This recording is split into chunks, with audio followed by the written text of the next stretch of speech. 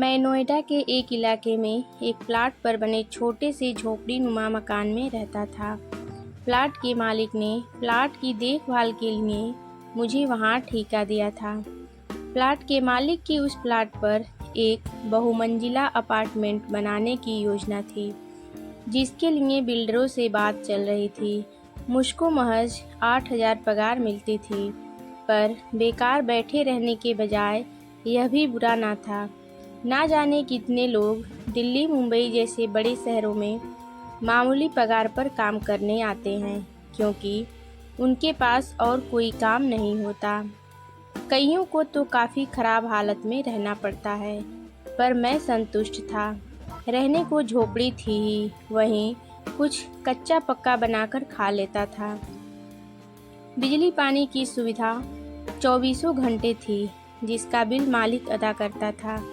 कुल मिलाकर मेरी ज़िंदगी की गाड़ी ठीक ठाक चल रही थी। एक दिन सीमा नाम की लड़की से मेरा परिचय हुआ। धीरे धीरे हम दोनों एक दूसरे से मिलने लगे। सीमा से परिचय होने के बाद तो ज़िंदगी में कोई कमी ही नहीं रह गई थी। बीच बीच में सीमा मेरे पास आती थी और मेरी रातों को गुलजार कर जाया करती थी। मैं अपनी ज़िंदगी से काफ़ी संतुष्ट था, खासकर सीमा के आने के बाद से। सीमा समय समय पर मुझसे थोड़े बहुत पैसे लेती रहती थी, पर मुझे इसका ज़रा भी अफसोस नहीं था, क्योंकि बदले में मुझे सीमा से काफ़ी कुछ मिलता भी था। परेशानी तब हुई जब सीमा की मांग दिन ब दिन बढ़ने लगी। एक दिन तो उसने मुझसे बड़ी मांग कर दी। राकेश, मुझे 1,00,000 रुपए की सख्त ज़रूरत है। यह उसने मेरे बालों में प्यार से हाथ फेरते हुए कहा। क्या 1,00,000 रुपए? तुम पागल तो नहीं हो गई हो?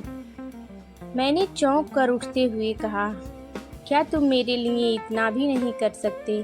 पहली बार तुम मुझे मना कर रहे हो। क्या इतना ही प्यार है तुम्हारे दिल में मेरे लिए, या फिर मुझसे मन भर गया है? सीमा ने प्यार से कहा, देखो, जो रकम मेरे बस में है वह मैं तुम्हें दे सकता हूँ, पर 1,00,000 इतने रुपए तो मेरी साल भर की पगार के बराबर है। मैंने उसे समझाने की कोशिश की। 10 साल की पगार के बराबर तो नहीं है ना। एकाएक सीमा का रुख बदल गया। अगर मैं पुलिस में शिकायत कर दूं तो 10 साल के लिए हवालात में चले जाओगे। सीसीटीवी कैमरे में सबूत है कि तुम मुझे अपने साथ लाते रहे हो। यहाँ की हर गली नुक्कड़ में सीसीटीवी कैमरे लगे हुए हैं। मेरे कपड़ों पर तुम्हारी करतूत के सबूत भी हैं। वैसे भी आजकल मीटू के चलते बड़े बड़ों की हालत ख़राब है, फिर तुम्हारी क्या विसात है? यह क्या कह रही हो सीमा? मैंने तो कभी तुम्हारे साथ ज़बरदस्ती नहीं की। तुम पैसे के बदले मेरे पास आती रही हो। मैंने दलील दी, देखो, 1,00,000 रुपए तो मुझे हर हाल में चाहिए ही चाहिए। तुम कैसे इंतज़ाम करोगे यह तुम जानो। 1 हफ्ते का समय है तुम्हारे पास।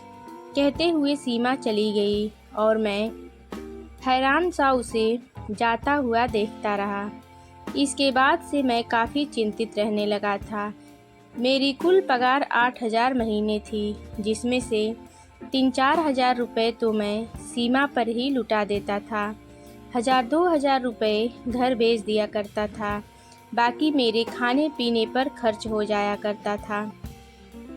पैसों के लिए एकमात्र सहारा मेरा मालिक था, जो 1-2 महीने से ज़्यादा की एडवांस पगार नहीं दे सकता था। तो फिर क्या किया जाए? अगर सीमा ने पुलिस में शिकायत कर दी तो मुझे लेने के देने पड़ जाएंगे। 1 साल पहले ही मैं नोएडा आया था। कोई ऐसा जानकार भी नहीं था जिससे मुझे पैसों की मदद मिल सके। सोच विचार के बाद मेरे दिमाग में एक ही उपाय आया, सीमा को रास्ते से हटाने का, उसकी हत्या कर देना।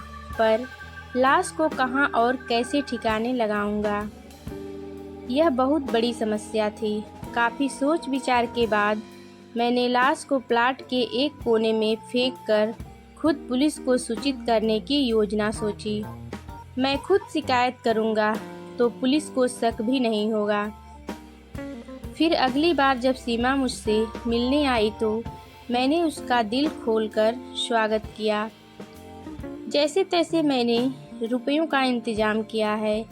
आगे से इतनी बड़ी रकम मत मांगना। मैं गरीब आदमी कहाँ से इतनी बड़ी रकम लाऊंगा। मैंने सीमा को बाहों में भरते हुए कहा। सीमा को इस बात से मतलब नहीं था कि मैंने रुपयों का इंतजाम कहाँ से किया है। मन ही मन उसने सोचा, रुपए तो मैं तुमसे हमेशा मांगूंगी। आखिर मजबूरी में तुम्हें अपना जिस्म देती हूँ तो उसका भुगतान तो देना ही होगा। सीमा बोली, अगर ज़रूरत नहीं होती तो तुम्हें क्यों तकलीफ़ देती। फिर हम दोनों एक दूसरे के आगोश में समा गए। मैं सोच रहा था कि मैं आखिरी बार सीमा से मिल रहा हूँ। इसके बाद तो इसे ख़त्म कर देना है। सीमा सोच रही थी कि आज 1 लाख रुपए लेने के बाद फिर कब उससे रकम मांगनी है। मौका पाकर मैंने सीमा का गला दबा दिया, फिर लाश को एक कोने में जाकर फेंक दिया। मुझको अपने प्लान पर पूरा भरोसा था, इसलिए मैं आराम से सो गया। अगले दिन सुबह मैंने पुलिस कंट्रोल रूम को फ़ोन कर जानकारी दी कि एक औरत की लाश प्लाट के एक कोने में पड़ी हुई है। मुझको यह गुमान था कि पुलिस को आसानी से चकमा दिया जा सकता है और इसके लिए मैंने खुद पुलिस से शिकायत करने की तरकीब अपनाई थी। शिकायत करने वाले पर पुलिस भला क्यों शक करेगी, मैंने यही सोचा था।